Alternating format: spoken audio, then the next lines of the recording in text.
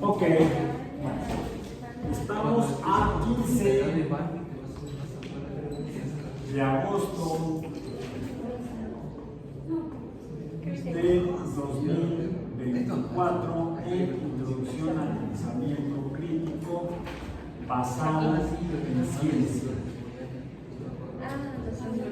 Bien, el último tema que vimos la sesión pasada fue vida e inteligencia extraterrestre, ¿dónde están? Hablamos y mencionamos y les mostré algunas de los argumentos o evidencias que muchas personas proponentes de la existencia de vida más allá de la Tierra, o vida extraterrestre, aducen o apelan a para afirmar que en el pasado ha habido presencia de seres inteligentes extraterrestres en la Tierra.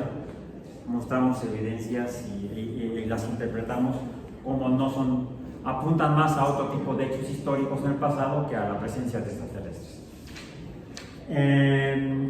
Y también quedó al final un video que sí lo pudieron ver, el del avión de Volaris. Se ve algo en el centro. Sí, algo en el cielo, ahí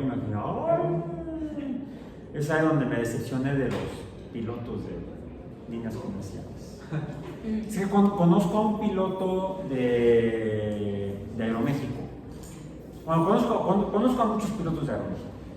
Algunos fueron, uno de ellos un compañero mío en la primaria y en la secundaria. Su papá era piloto de Aeroméxico, entonces él que tenía que ser piloto de Aeroméxico. Y sí, efectivamente, logró ser piloto de Aeroméxico, incluso creo que ya se jubiló. Aparentemente se casó más joven que yo, ¿sí? Porque después me enteré que tenía un hijo que también era piloto de Aeroméxico.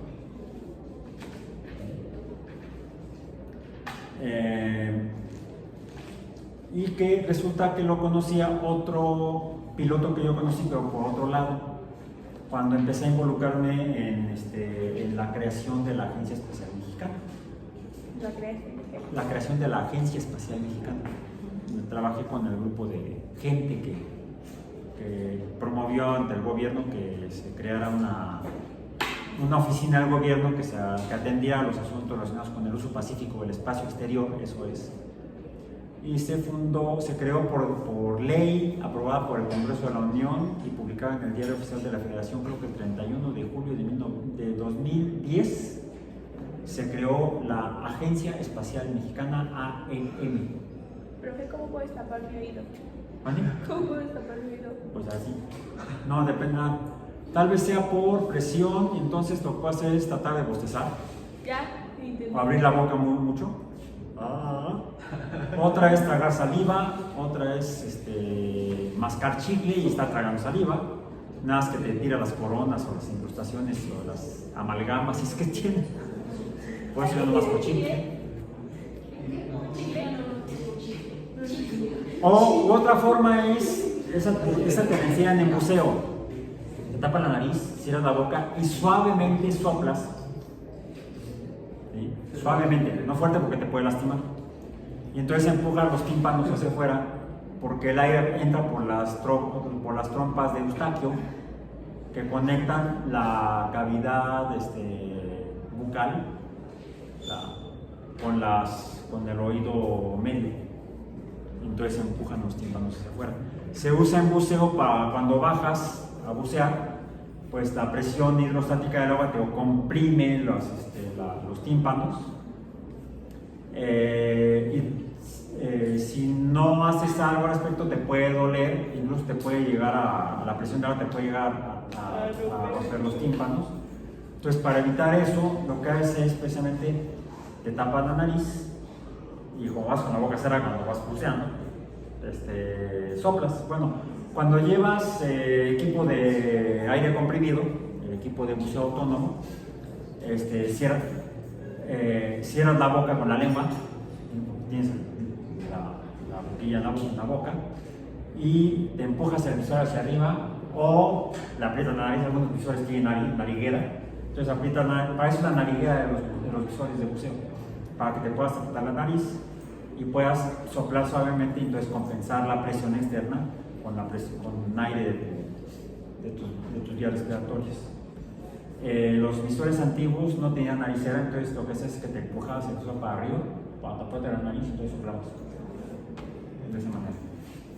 Y ya, resuelto ese problema por medio de la ciencia y la técnica del buceo y el conocimiento de las leyes de la física, de los gases, etcétera, etcétera. Ya se taparon. Ah, qué bueno.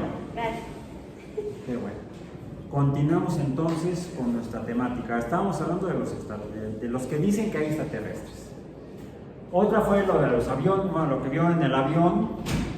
Mi amigo que conocí con lo de la agencia espacial, mi amigo, él es piloto en Aeroméxico y también es médico cirujano titulado por la UNAM. Es médico, es piloto comercial. Es de los que anduvieron trayendo vacunas con la pandemia. Ven que estuvieron mandando aviones a traer vacunas. Él se fue por ver vacunas a China y no sé dónde. A la India. Porque él hace vuelos transpacíficos y transatlánticos. O sea, es un muy buen piloto. Y además, como es médico, estudió una maestría en los Estados Unidos en medicina espacial. Es médico espacial, tiene maestría en medicina espacial. Y eso le permitió trabajar en la NASA como en los equipos de médicos que atienden a las tripulaciones de los vuelos espaciales de los Estados Unidos. Y tiene entrenamiento para ser astronauta. Wow.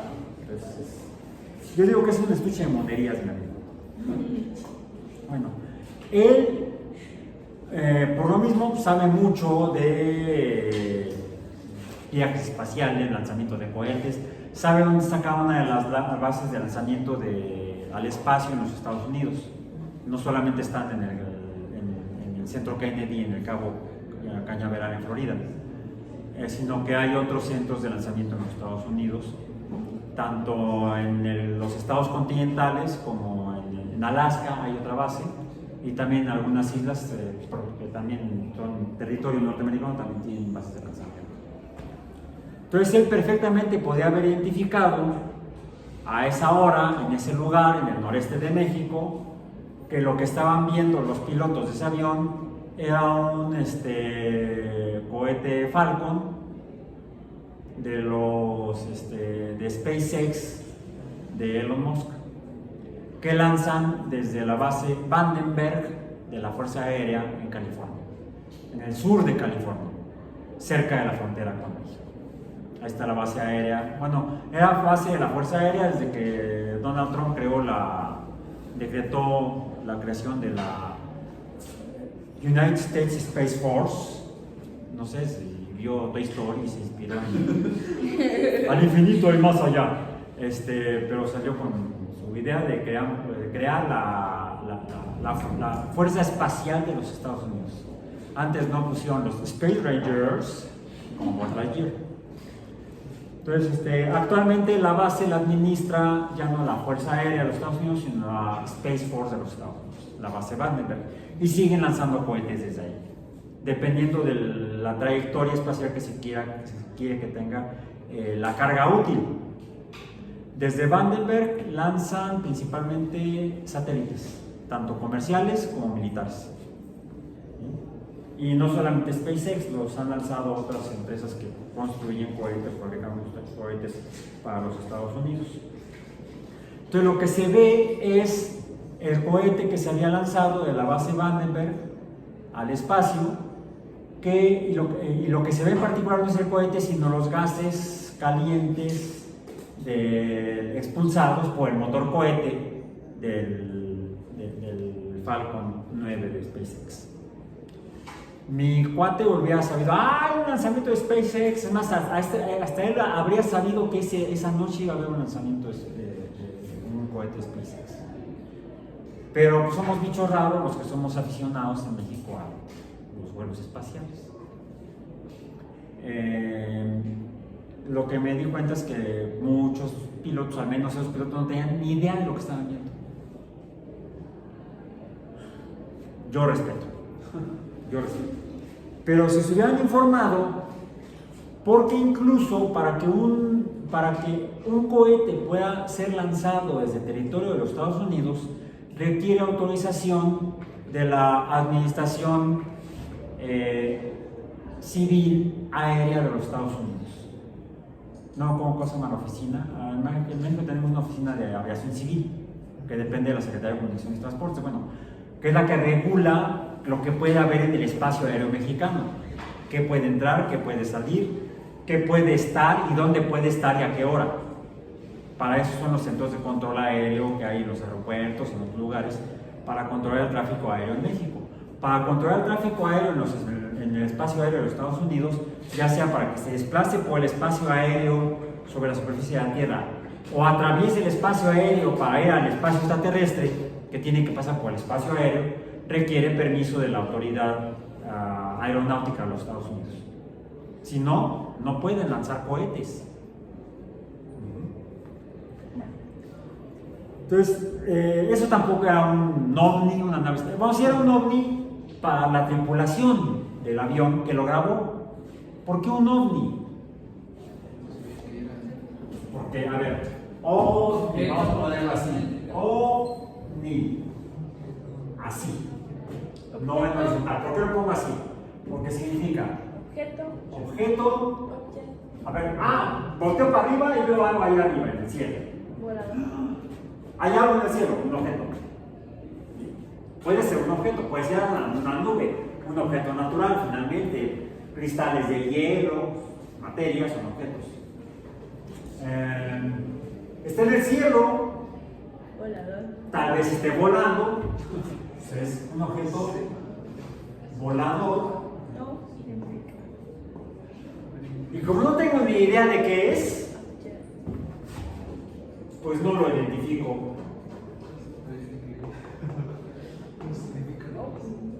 Esto es un ovni, un objeto volador no identificado. Pero de eso a que sean enanitos verdes, bueno, de entrada es una banda de rock ochentera de Argentina.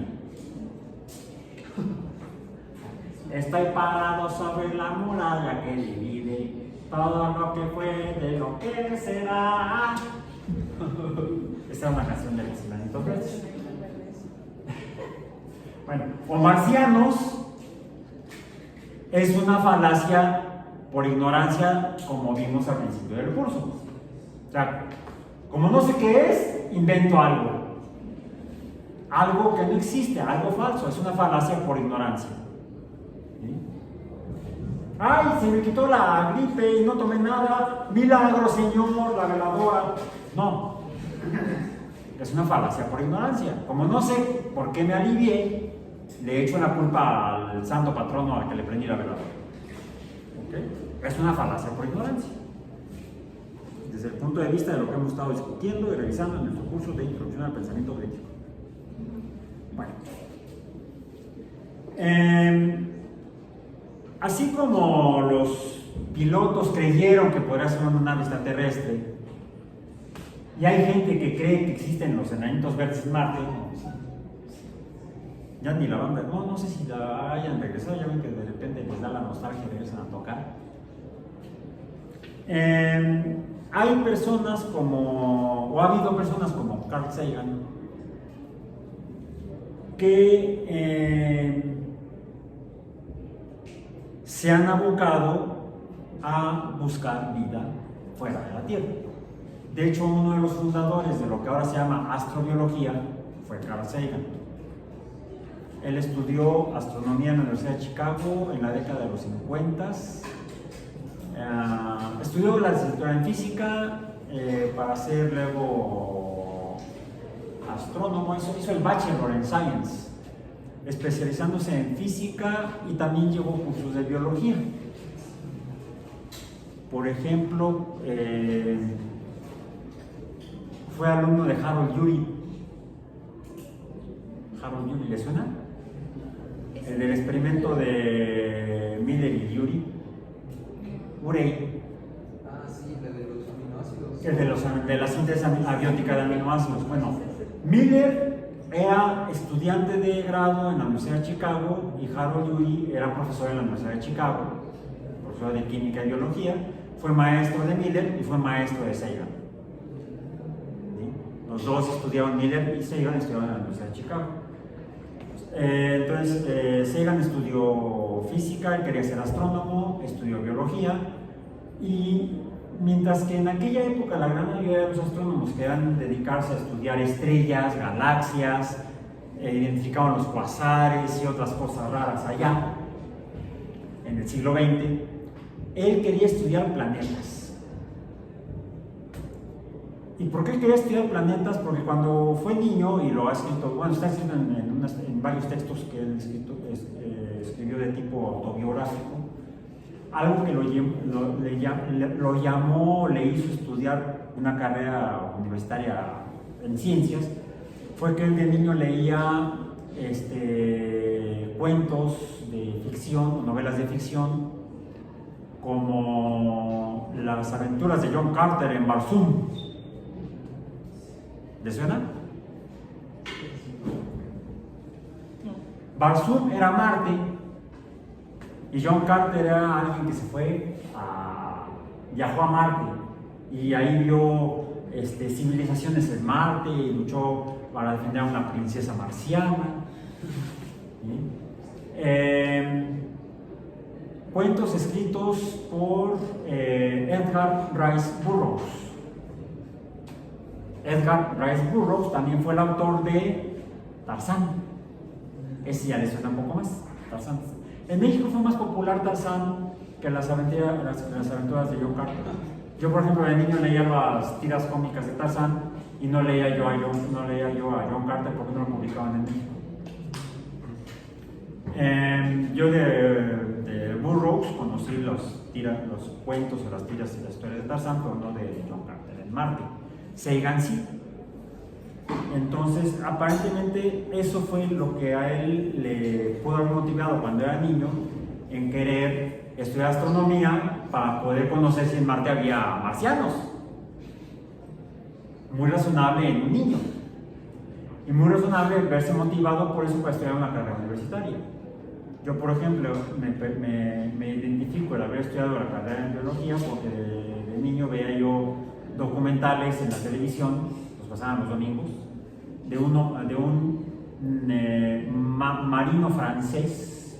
No era oceanógrafo, de hecho no era científico, había sido un oficial de la Armada Francesa, Jacques-Yves Cousteau, inventor precisamente del equipo de buceo autónomo, junto con su amigo André Gagnon.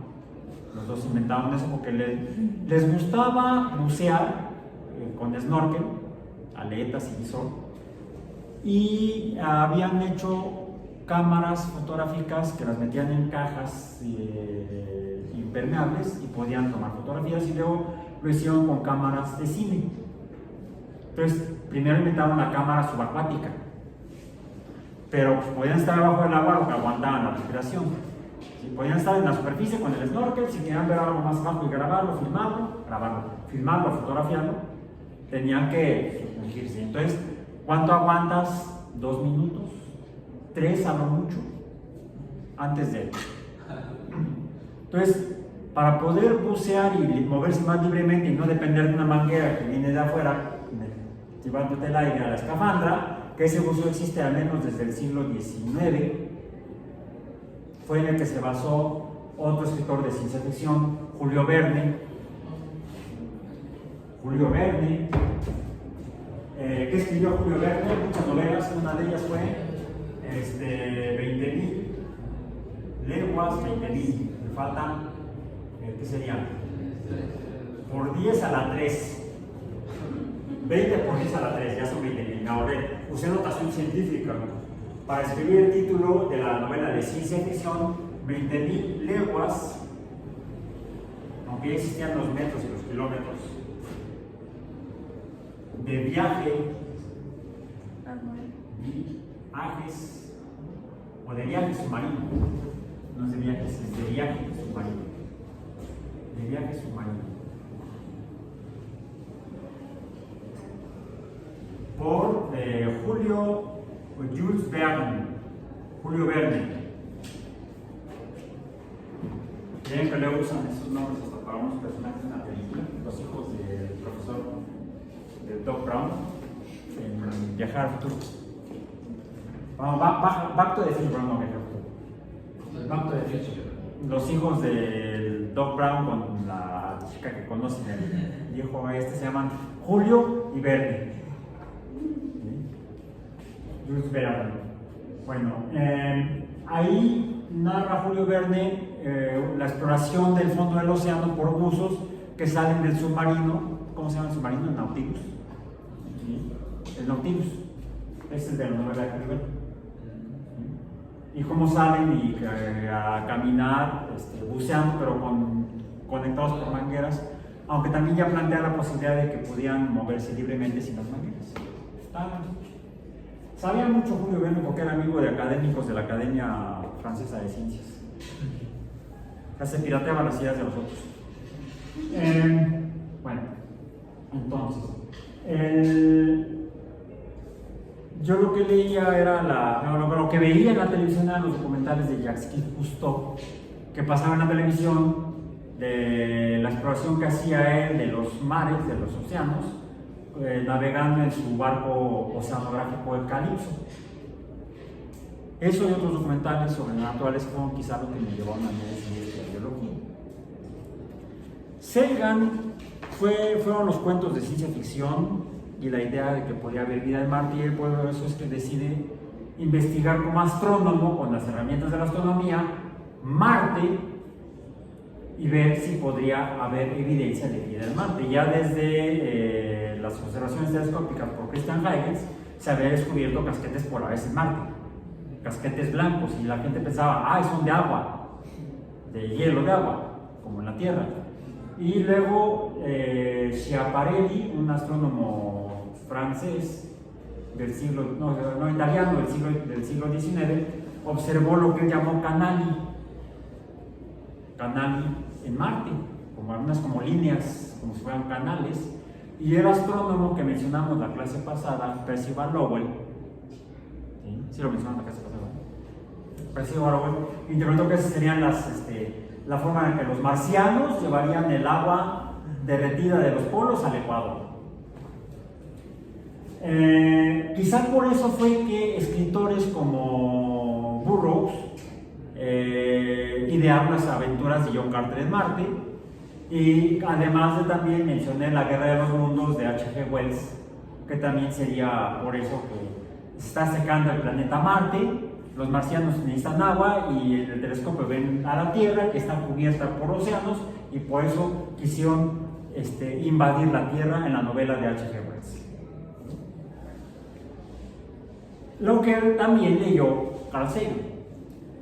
Finalmente Carl Sagan, que terminó su doctorado ya en astronomía planetaria a finales del siglo pasado, del siglo XIX, a finales de la década del 50,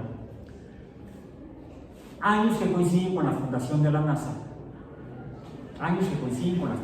NASA, Sagan empieza a colaborar en los primeros proyectos de exploración planetaria de la NASA. Por ejemplo, participa en las misiones de naves robóticas a Venus, y posteriormente él también participa en las misiones Viking, que exploraron con robots fijos Marte en la década de 70. Entonces, en este libro que se llama El mundo y sus demonios, que salió en 1995 con el título original de The Demon Haunted World, subtítulo en español La ciencia como una luz en la oscuridad, escribe en un capítulo, este capítulo es el capítulo 4, Extraterrestres, dice: Desde entonces he tenido la suerte de estar involucrado en el lanzamiento de naves espaciales a otros planetas en busca de vida y en la escucha de posibles señales de radio de civilizaciones extraterrestres, si las hubiere, de planetas de estrellas distantes. Hemos tenido algunos momentos seductores, pero si la señal deseada no llega a cada uno de los escépticos gruñones, no podemos llamarlo prueba de vida extraterrestre, por muy atractiva que encontremos la idea. Simplemente tendremos que esperar a disponer de mejores datos si es que algún día llegamos a tenerlos. No hemos encontrado pruebas irrefutables de vida más allá de la Tierra, pero solo estamos al principio de la búsqueda. Quizás mañana pueda surgir información nueva y mejor. No creo que nadie esté más interesado que yo en saber si nos visitan o no. Me ahorraría mucho tiempo y esfuerzo poder estudiar directamente de cerca la vida extraterrestre en lugar de hacerlo indirectamente y a gran distancia. Aún en el caso de que los extraterrestres sean bajos, tercos y obesos sexuales, si aquí están, quiero conocerlos. No, perdón, obesos sexuales, dijo. Flaquitos sexuales tampoco, decía obsesos. Porque en este capítulo narra que, no sé por qué, muchos de los que, curiosamente otra vez en Estados Unidos, dicen que han sido visitados por extraterrestres, siempre es de noche, mientras están dormidos y llegan a manosearlos.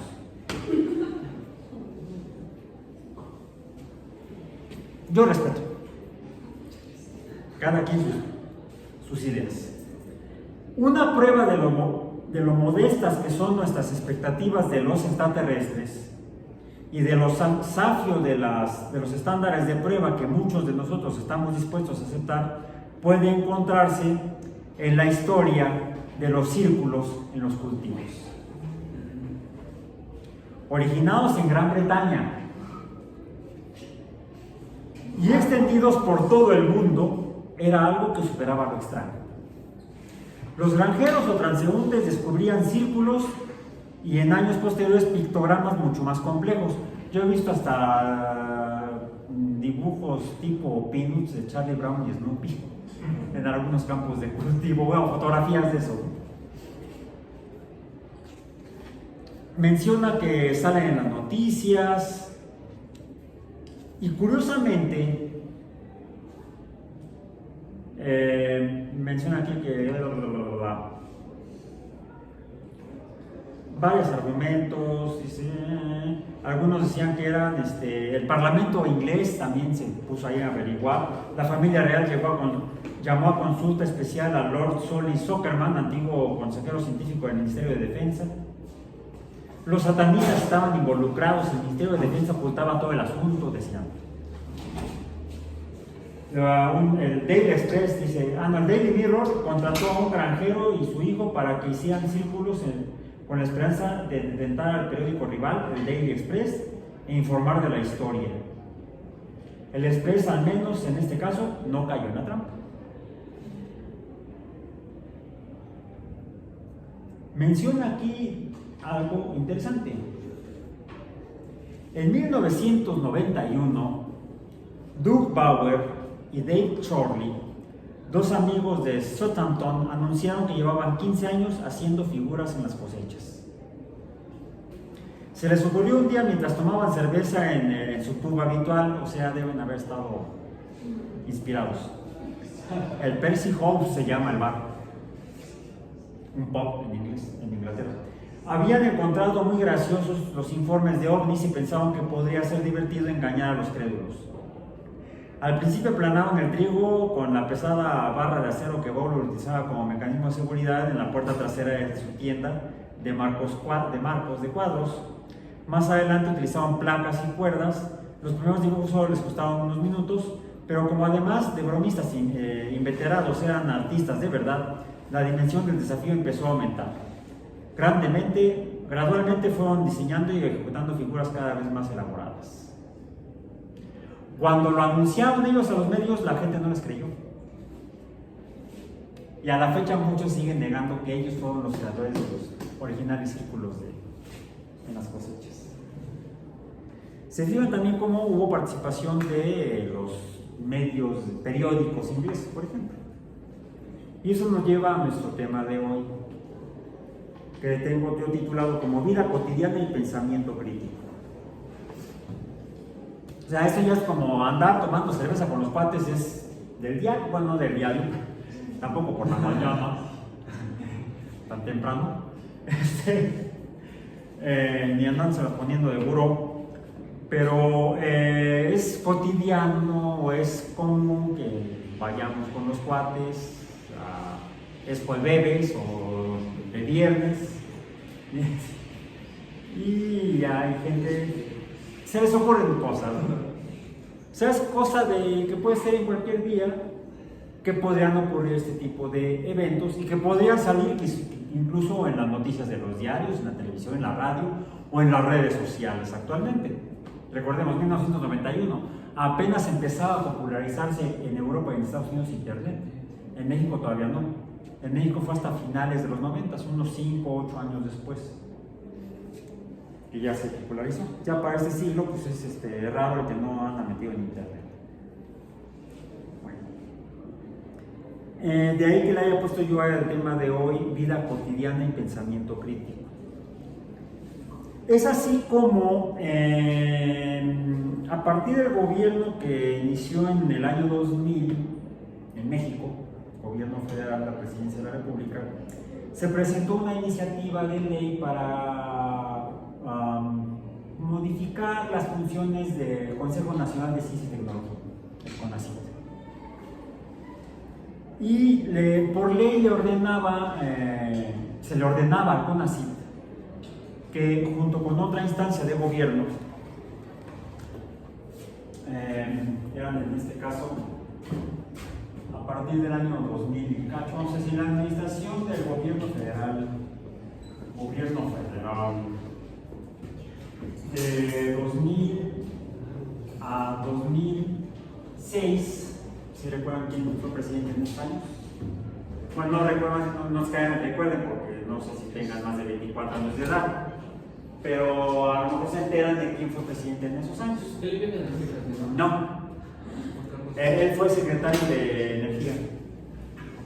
Un abogado secretario de Energía. En cambio, en este sexenio tuvimos como secretario de Energía una ingeniero petroquímica, ya más cercano a la energía que un abogado. No, en este gobierno fue Vicente Fox, que presentó la iniciativa al Congreso de la Unión y el Congreso aprobó la Ley de Ciencia y Tecnología, que empezó, no recuerdo qué año fue aprobada, creo que fue en 2002, por ahí. Y la Ley de Ciencia y Tecnología, la Ley de CIT, vamos a ponerle, le mandaba al CONACYT.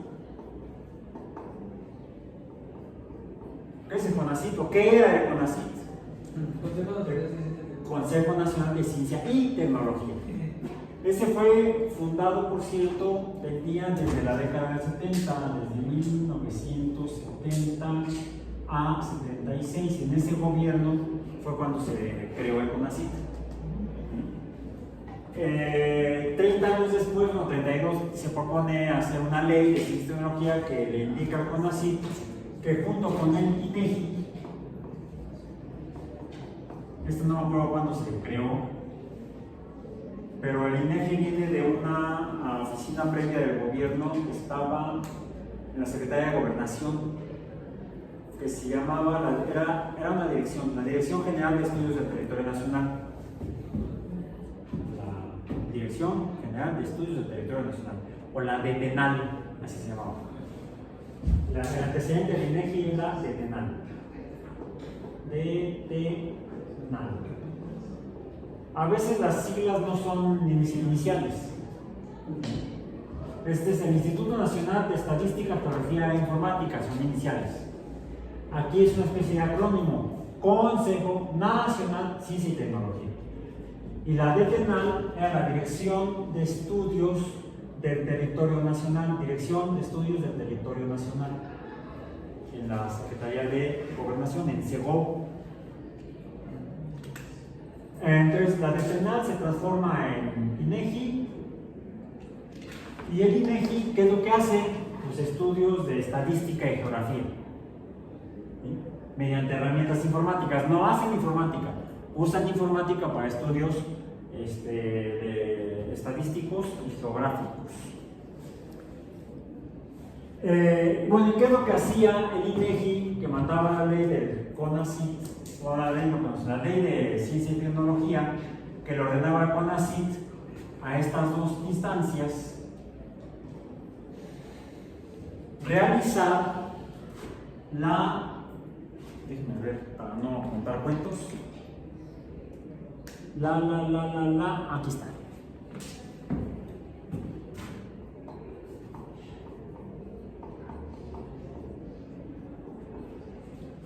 La EMPECIT, con N, aunque cuando uno habla tiene que ser con N antes de P. Uno dice imperio, no imperio, ¿no? La EMPECIT, que es la Encuesta Nacional de Percepción de la Ciencia y Tecnología. Esto es la función P para que sonara más. La EMPECIT, la Encuesta Nacional de Percepción Pública, cómo la gente percibe a la ciencia y la tecnología. Y esta se hizo desde 2000, al menos desde 2006, no recuerdo exactamente qué año empezó. Debe haber sido por lo menos de 2006 hasta 2017. Es más, no puede haber sido en 2006, tiene que haber sido en 2005, quizá. Porque se mandaba a hacer cada 2 años. Vamos a poner el 2005, porque fue a partir de esta ley, la ley de ciencia y tecnología.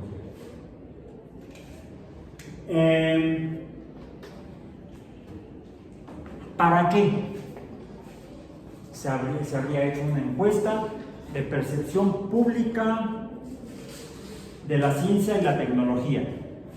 Es más, eso es, creo que es lo que les compartí en el sitio, y está disponible en el sitio web. En el sitio, hoy estamos dijimos, a 15 de agosto. Aquí está. 6 de agosto, 13 de agosto, 15 de agosto. Percepción sobre ciencia y tecnología, INEGI. Encuesta sobre la percepción pública de la ciencia y la tecnología en México. ¿Okay? La última que se hizo fue en 2017.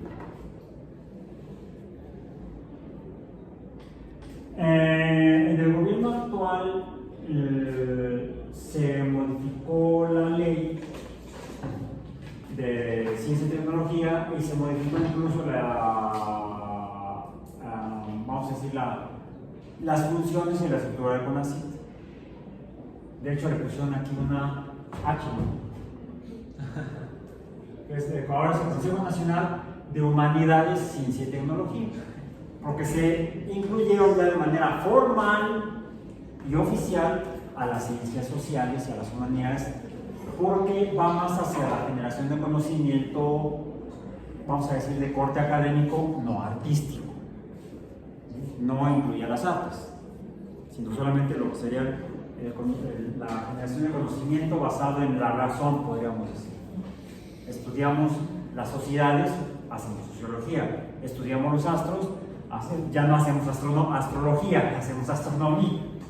Estudiamos los seres vivos, hacemos biología. Entonces, esto en cuanto a porque ya no es, dije, había el CONACYT, ya no es el CONACYT, ahora es el CONACYT. Hay que mencionar la H de alguna manera. El CONACYT, cuya ley se modificó, les digo, en el gobierno actual. Y algo que se dejó de hacer fue precisamente, se retiró de la ley el mandato de realizar la encuesta nacional de percepción de ciencia y tecnología. Bueno, primero una pregunta. ¿Para qué sentido tendría hacer una... Y bueno, esto implica asignar tareas, trabajos al INEGI, lo que además requiere personal que haga la encuesta y insumos para realizarla y para procesarla. O sea, es más chamba y eso cuesta. no es gratis. Se le paga a los encuestadores, se le paga a los analistas, se le paga a todos. Y de hecho el INEGI no es que no tenga otra cosa que hacer, tiene muchísimas otras actividades que realiza, por ejemplo, el censo de cada 10 años. Hace censos económicos, hace muchos otros trabajos de estadística y geografía necesarios para el país. Entonces era la ley del CONACYT del 2002, creo que fue, le cargó más la chamba al CONACYT, al INEGI, pero a lo mejor sería necesario, a lo mejor habría sido útil. ¿Qué hacía la encuesta de percepción pública de la ciencia y tecnología? ¿Qué imaginan antes de que revisen los documentos? ¿Qué es lo que hay? ¿Cuál habría sido el objetivo de hacer una encuesta sobre percepción pública de la ciencia y la tecnología en México? ¿Ideas? Medir la ignorancia. Medir la ignorancia, o más bien al revés, el conocimiento, el vaso medio lleno, medio vacío. ¿Qué es esto? Bueno, lo mismo, que piensan en paralelo.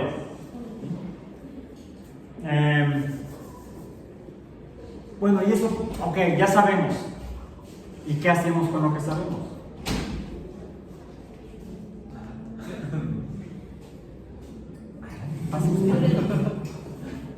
¿Qué es lo que hacemos con lo que hemos aprendido con la encuesta?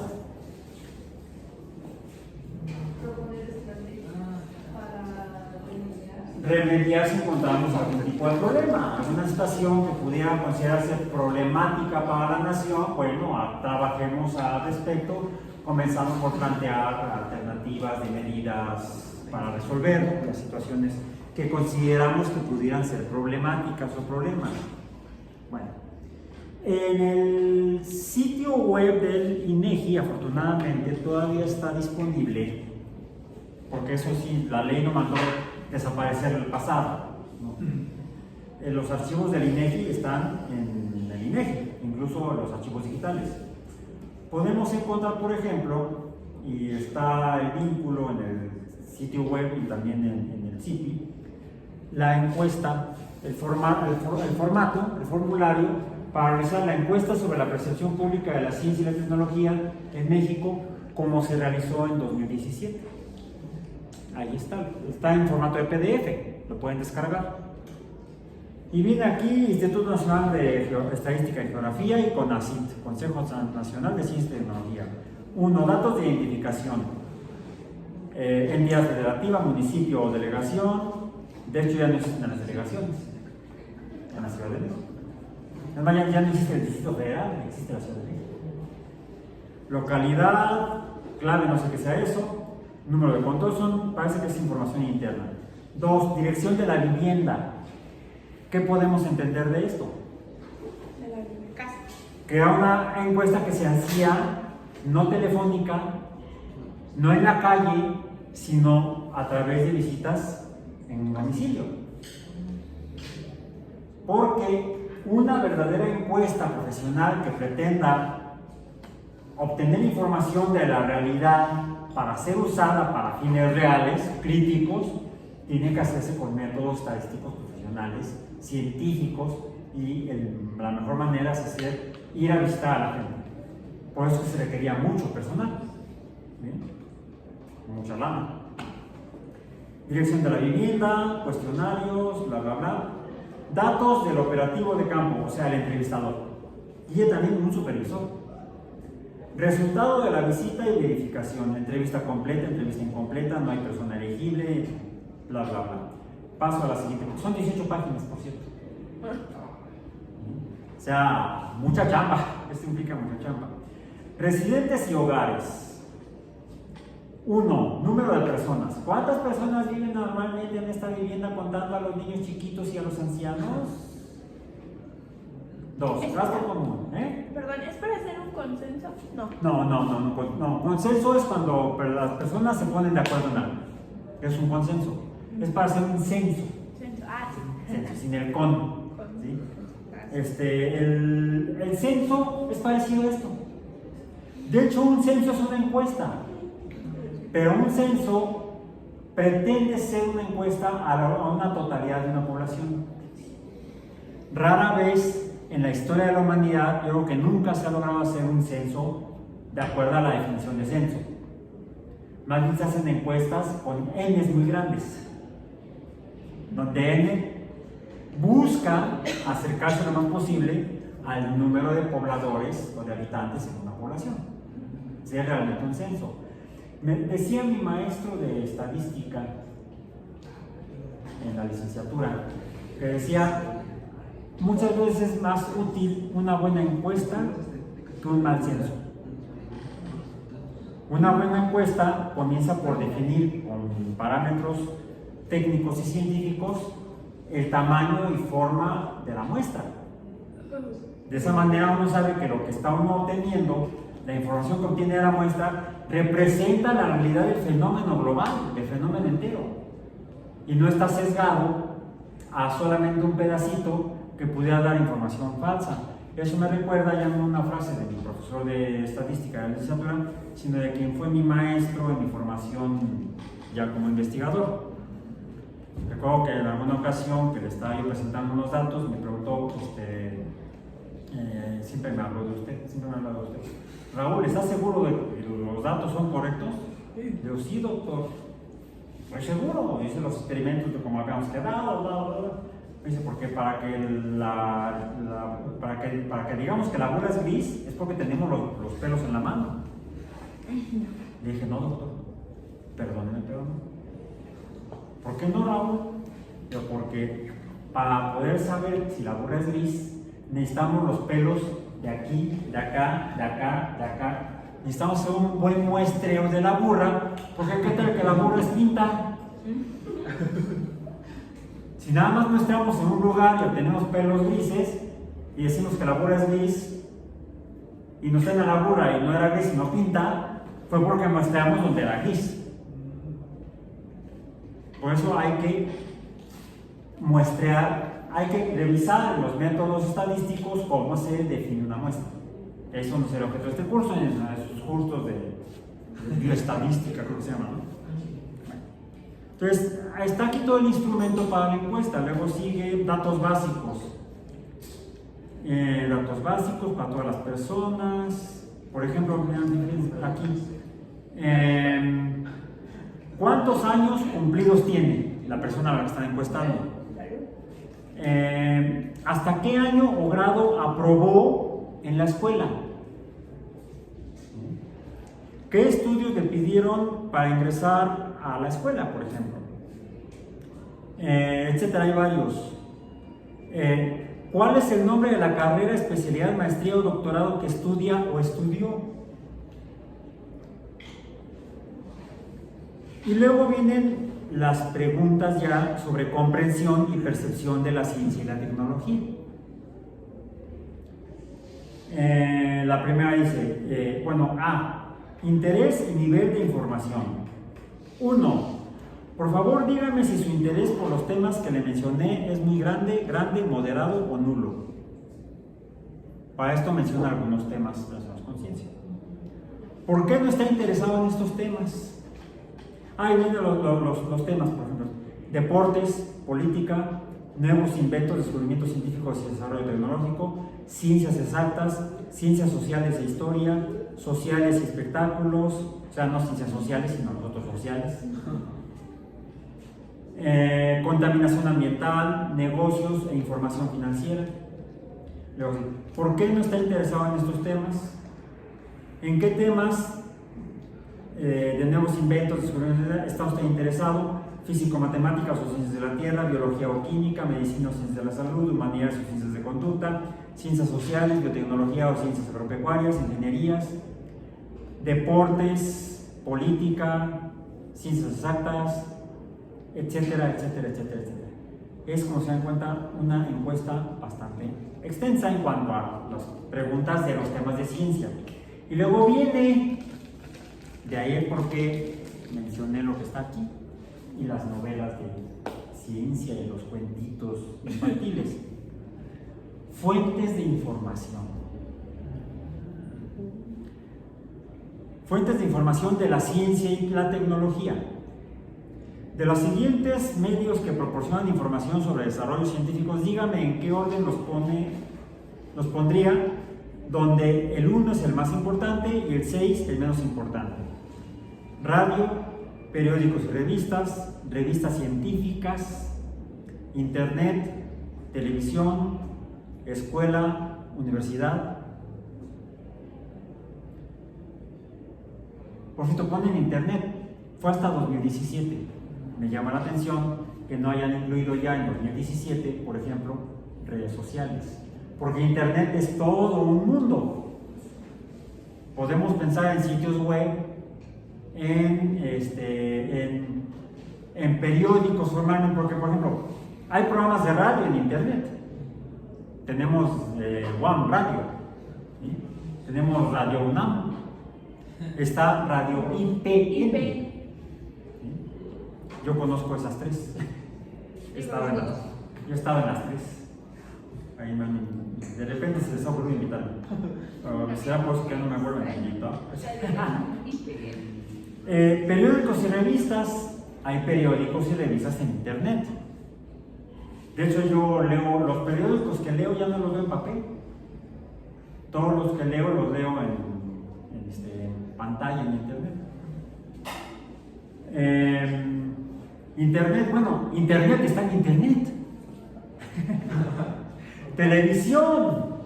Hay canales de televisión en internet. Escuelas, universidades, hay escuelas y universidades en internet. Incluso de manera única. Hay universidades que son solamente en línea. Y no están en redes sociales. Bueno, quizás no alcanzaron a actualizarlas antes de que dijeron ya no lo hicieron. ¿Cuántas horas? Luego dice, uso de televisión. ¿Cuántas horas a la semana de televisión ve? De estas, ¿cuántas son noticias? De estas, ¿cuántos son programas de ciencia y tecnología? De estos, ¿cuántos son entretenimiento? De estos, ¿cuántos son artes en TV? Radio, igual. ¿Sí? Periódicos, bla, bla, bla, bla, bla. Y así continúa.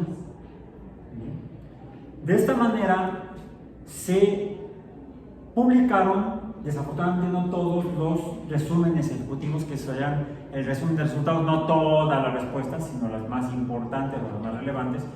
El INEGI publicaba con CONACYT un resumen que luego típicamente enviaba a los medios de comunicación, a los medios de noticias. Y entonces sacaban ahí a 8 columnas: México cree en los extraterrestres.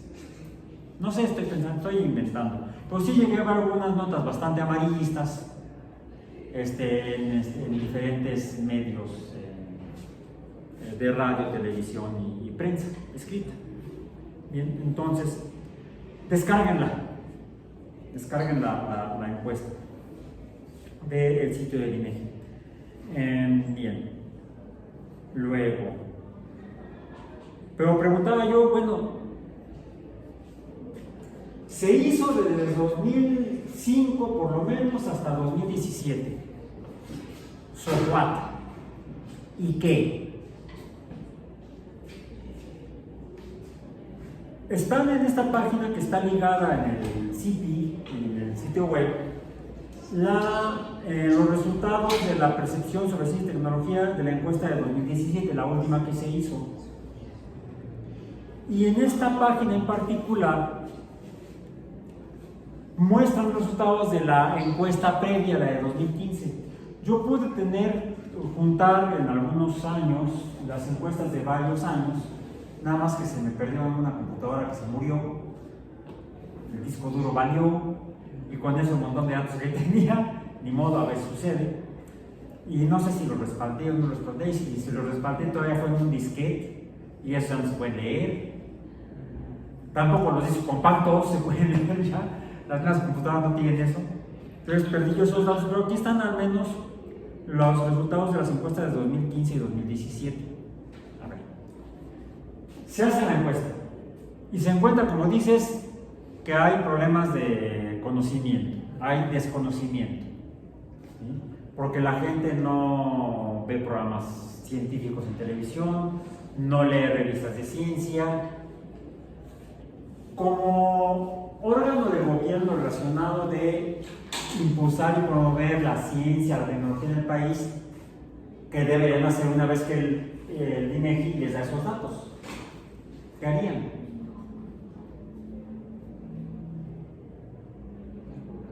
¿Mande? Mejorar. Ah, yo me entendí llorar. También. Pues poner a iniciar algunos programas, por ejemplo, programas, no actividades, no necesariamente programas de televisión o radio, algunas actividades de impacto social, de divulgación de ciencia, por ejemplo, de divulgación de diferentes temas de ciencia, de diferentes asuntos de ciencia. Creo que se notó durante la pandemia, que mucha gente no recordaba o no conocía las medidas básicas de higiene que provienen de las ciencias de la salud, que no necesariamente son competencia estrictamente de la Secretaría de Salud. Perdón, si son ciencias de la salud, debería CONACYT meter cuchara ahí. Sí. Debería haberlo hecho. Y quizá establecer actividades o programas conjuntos con otras secretarías. Finalmente, el CONACYT es un órgano autónomo, bueno, semiautónomo del gobierno, que no depende de ninguna secretaría. Por ejemplo, actualmente el INEGI ya es autónomo, pero dependía de la Secretaría de Gobernación antes de llamarse INEGI. La oficina que hacía estas tareas antes, con otro nombre, estaba dentro de una secretaría, la Secretaría de Gobernación. La Agencia Espacial Mexicana que les mencioné, la Agencia Espacial es un órgano dependiente de la Secretaría de Comunicaciones y Transportes. Bueno, así empezó, actualmente la Secretaría de Infraestructura, Comunicaciones y Transportes. Y se habla de infraestructura espacial. Sí, México tiene infraestructura espacial. ¿Cuál es?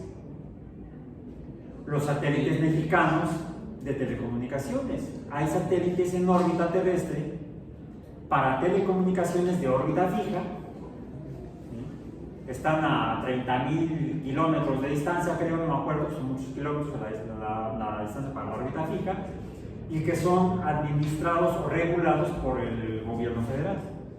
Son satélites de propiedad mexicana. Antes de eso, rentábamos espacio en satélites o el servicio de satélites de otros países.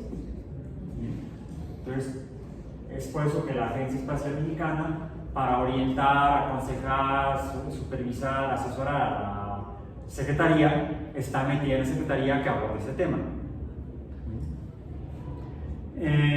La oficina que regula los vuelos en el país, la aviación civil, está en comunicaciones también, comunicaciones y transportes. Bueno, entonces, podría haber hecho así programas de colaboración con la Secretaría de Salud para hacer difusión de ciencias de impacto en la salud, medicina, farmacia, farmacología, inmunología. Quizás no hubiéramos tenido los problemas que tuvimos durante la pandemia si la gente hubiera estado mejor informada desde antes. Digo, desde antes. 2017, antes de la pandemia. Ya ven que antes era ACDC, y no me refiero a la banda de rock, ACDC. No, tampoco me refiero a la corriente alterna y a la corriente directa, sino antes de Cristo, después de Cristo. Bueno, allá en México ya no es así. Hablamos de antes de la pandemia, APIDP, antes de la pandemia y después de la pandemia. Bien, bueno. 2015. Población interesada en desarrollos científicos, 84%. ¿Qué esperaríamos para 2017? Pues que si CONACYT hizo algo, habría más gente interesada. 2017, población interesada en desarrollos científicos y tecnológicos, 82%. Disminuyó 2%. Poquito, pero disminuyó, en lugar de aumentar. Población interesada en temas de físico, matemáticas o ciencias de la Tierra. 2015, 51%. De hecho, 51.7, 52%, podríamos redondear. 2017, 47%. Menor todavía.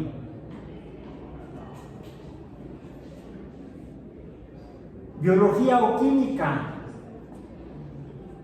2015, vamos a poner estos dos si son de nuestro interés, ¿no? Déjenme.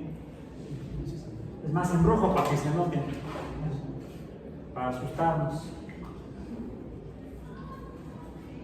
Decíamos 2017. Interés. Contra, voy a corregir aquí, 2015. 2015, para ahorrar esto, no para aprovechar esto. Interés en ciencia y tecnología. 2015, 84.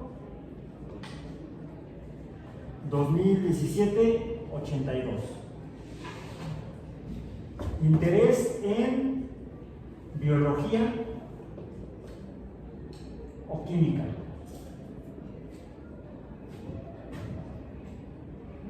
49, 46.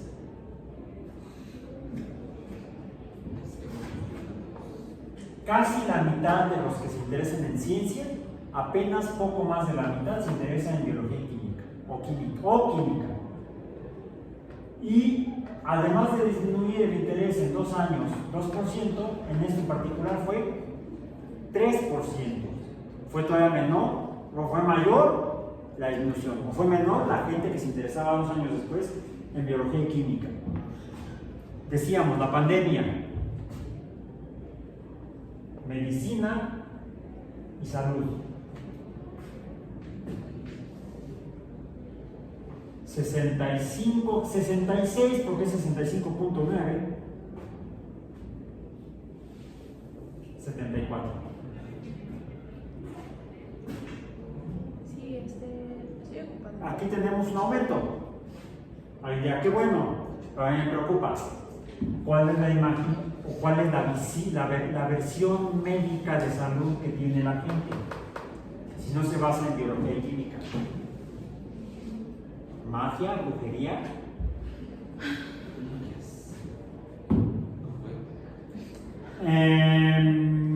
Biotecnología o ciencias, a lo mejor es que se relacionan con nuestro campo. Biotecnología, vamos a ponerle. Biotecnología. 36, 38. Hubo un ligero aumento. ¿A qué creen que se deba? ¿Qué se incluye actualmente en biotecnología? Las computadoras. No, biotecnología. Biotecnología. ¿Vale? No sé, tratamientos. Más bien sería genética molecular, ¿no? Organismos genéticamente modificados, transgénicos, que han salido mucho en los medios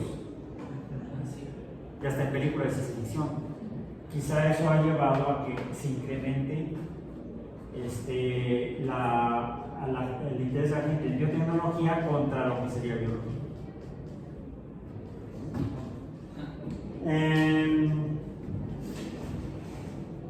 Medios de comunicación por los que la población se informa.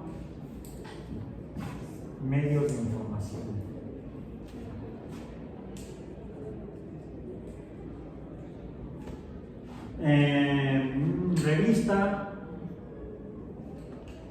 Revista, periódico, TV, radio. Y fíjense que no pone en internet. O sea, la encuesta ya estaba pasada. Conceptualmente estaba pasada. Quiere decir que entre 2002, que fue quizá cuando se empezó a hacer, y 2017, pues no hubo interés de 3 gobiernos, el que terminaba, 2006, ni el siguiente que sí fue de Felipe Calderón, de 2006 a 2012, ni el de Enrique Peña Nieto, de 2012 a 2018, que fue el último año en el que se realizó, en ir actualizando la encuesta diciéndole, oye INEGI, no te pases, actualiza la encuesta, ¿no? Ya para esta década, la década de 2010, ya había redes como Facebook, como Twitter, como, bueno, no es exactamente una red, aunque así se le llama, como YouTube, y como promotor de videos, ya se hablaba de youtubers, de influencers, y además fueron surgiendo nuevos servicios en internet de tipo redes sociales y medios de comunicación. Por ejemplo, poquito antes de esto surge TikTok. Ya para pasar la pandemia, TikTok ya está en auge. Por eso fue que pegó.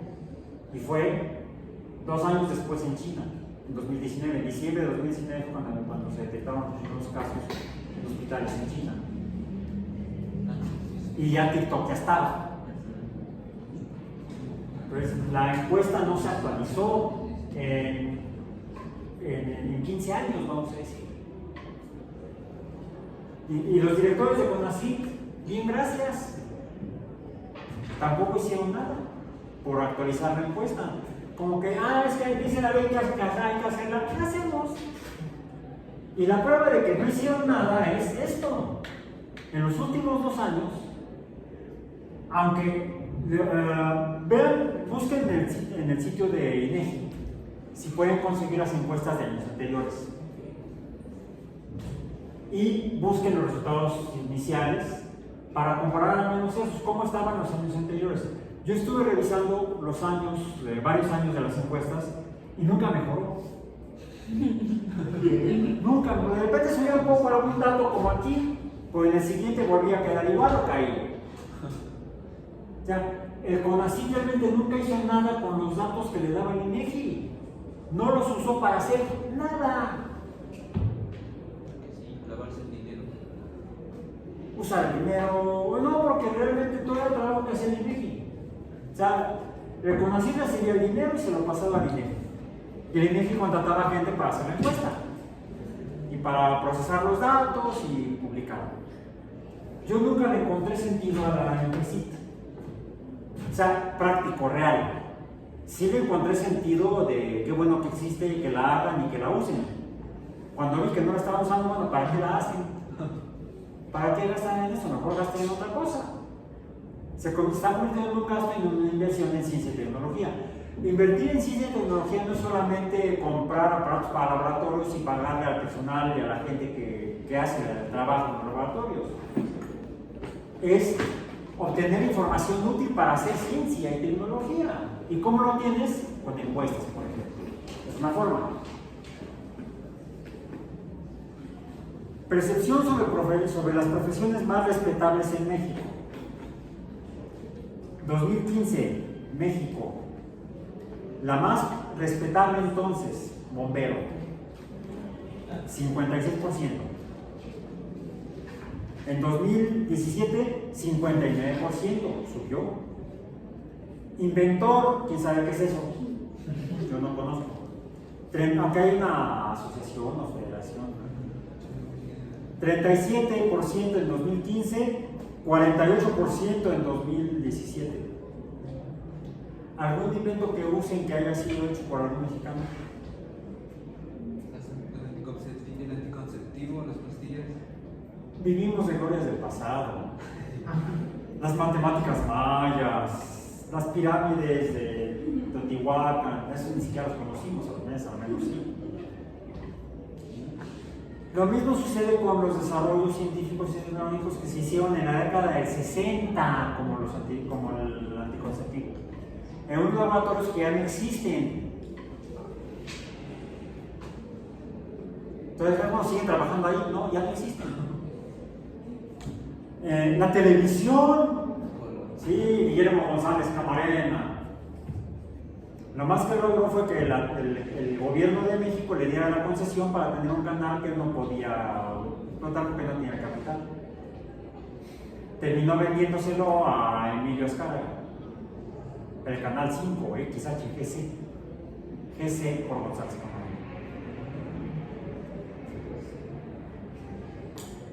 Y eso fue en la década del 30 del siglo pasado, hace 90 años que Guillermo González desarrolló su televisor.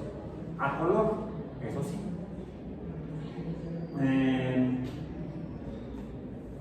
Recientemente sí, por los Juegos Olímpicos, vi que un ingeniero egresado del TEC de Monterrey diseñó una banda para regular la temperatura de la cabeza, que pueden usarla los corredores de maratón, y entonces mantenerse más frescos y más difícil que tengan golpe de calor, etc. Y el que ganó el maratón lo usó. Bueno, uno, que ha salido hasta a nivel internacional. Tercera profesión más respetable en México, enfermería diría yo porque conozco enfermeros con título profesional de enfermeros. Enfermería, 35% en 2015 y 41% en 2017. Yo creo que con la pandemia se ha ido para arriba, todavía más. Médico, 24, 26. Investigador científico, no me la creo. 26.6. 34.6.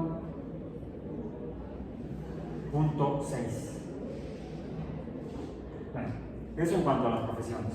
En cuanto a los medios, decía yo, revistas, 57%. En 2015,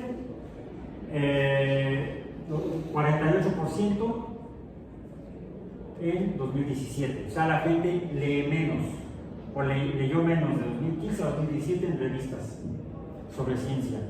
Periódicos, 41, 44. Aumentó en periódicos. Televisión, y luego se quejan. 35, 26.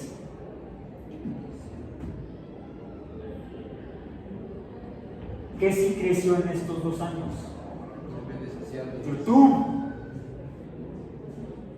Hasta Televisa está en YouTube, porque ya nadie lo ve nada. Bueno, ya menos gente lo ve en televisión, 26%. Pero es sobre ciencia y tecnología, ¿sí? ¿Dónde se informa? Radio, 15.8, digamos, no mentira, no, sí, 16, digamos 16%.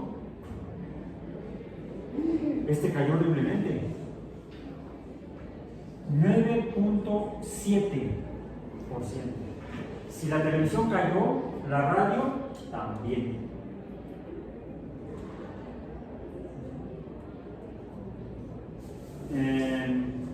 Otros datos: nivel de información en nuevos inventos, descubrimientos por científicos y desarrollos tecnológicos. Población 18 años o más. Porcentaje de la población que en 2017 se informó sobre nuevos inventos. Es una gráfica de un histograma y muestra que moderadamente informados, 47%. Moderadamente informados, menos de la mitad de la población de México que contestó la encuesta dijo que se había más o menos informado sobre inventos. Interés en desarrollos científicos y tecnológicos. Aquí también un histograma donde nos habla de los temas de los que la gente se interesa. El que de mayor interés fue el 74% medicina o ciencias de la salud. Son estos datos, de hecho. 74%. Luego, ciencias de la conducta y humanidades, 62%. Ciencias sociales, 60%. Creo que sí fue importante incluir aquí de manera formal a las humanidades y las ciencias sociales, porque la gente está interesada. Ergo, el gobierno tiene obligación de atender el interés de la gente, al menos moral. Y es algo donde sí tenemos que preocuparnos, los que no estamos en ciencias sociales y humanidades. Intereses, acá están los datos. Físico-matemáticas, lo puse 47%, biología o química 46%, biotecnología 38%, y ingenierías en general 38%. Población que visitó diferentes tipos de recintos de tipo científico, zoológico o acuario. En los 2 años, entre un 31 y un 32%. No cambió un punto porcentual que eso aumentó del 15 al 17. Biblioteca pública no cambió, 23%. Museo de Ciencia y Tecnología no es significativa la diferencia, 18%. Exposiciones tecnológicas o industriales tampoco es significativa la diferencia, 13%. Semana Nacional de Ciencia y Tecnología, 7.8 2015, 6.9, un punto porcentual de diferencia en 2017. Museo de Arte de Cera Natural, 26%, no es un cambio significativo. Parque de diversiones, ya ni eso, un cambio de un punto porcentual de 38 a 39. Ya, cómprense una vida. Teatro, tampoco, 19.1, 27.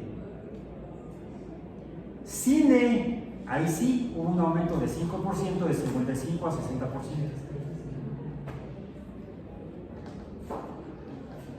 Habría que ver qué cine, ¿no? ¿Qué película? No me refiero a qué teatro, qué auditorio, sino qué tipo de películas. Déjenme ver. Sobre la investigación científica, porcentaje de población. La investigación científica y tecnológica juega un papel fundamental en el desarrollo tecnológico. De acuerdo, 84%, vamos a los datos últimos. 84% de la gente dice que está de acuerdo en que la investigación es fundamental para el desarrollo. El gobierno debería invertir más en investigación científica, de acuerdo, 92%. Debería haber más mujeres dedicadas a la investigación científica en nuestro país, de acuerdo, 92%. Bueno, es el resumen de datos que encontramos en la página que está ligada al sitio web. Me parece que sí está, si no está el resumen ejecutivo, está la hoja de cálculo completa de datos en Excel, por cierto, de las encuestas. Entonces revísenlas, consúltenlas. Y queda pendiente nada más para hoy, que estamos terminando nuestro último tema de la segunda parte del curso. Entonces procederemos a la segunda evaluación parcial. Para hoy. No, a partir de hoy. Ah, A partir de hoy. De hecho, a partir de que la publique yo en el sitio. ¿esa es en equipo? ¿Mande? ¿Esa es en equipo? A ver, vamos a ver, dice. Sí, yo lo he leído. Segunda evaluación parcial. Con base en el cuestionario para las encuestas sobre la percepción pública de la ciencia y la tecnología en México, que acabo de mostrarles en PDF, descárguenlo. Realice un sondeo, no una encuesta, un sondeo. Son unas 10 a 20 personas. ¿Sí? Si pueden un poquito más, y lo tienen al alcance, pues háganlo. Pero con una N de 10 a 20, está bien. Sobre percepción pública de la ciencia en México. Entregar en equipos de 1 a 3, o sea, el equipo más pequeño es de 1, un equipo de 1, o de máximo 3 integrantes, el próximo jueves 22 de agosto. O sea, tienen una semana para revisar. ¿Correcto?